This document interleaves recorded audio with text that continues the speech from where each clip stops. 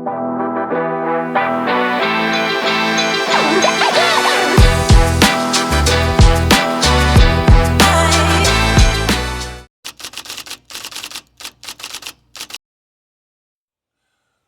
going on? This is Antwyone watching Studio 595 Photo, and this is What's in Your Studio. Hey, we're going to sit here, we're going to look at some things I have going on in Photoshop, which is pretty amazing. So what I'm looking at here is I want to give you guys an opportunity to understand how this is working. Do a little test run here, do a cleanup.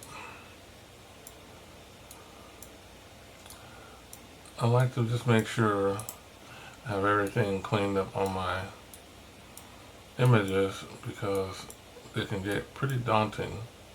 Little small things can add up when you're trying to get a little thing done, and you just gotta kind of be patient with it. Right now I'm just using my mouse because I don't want to use well, I got too much stuff on my desk right now. I'm doing a lot of testing, so I got everything I need to go off of there. Nothing really I wanted to do. If I wanted to do some shading and things like that, I would, but it's just not called for this image right now. I just want to do that little cleanup test run.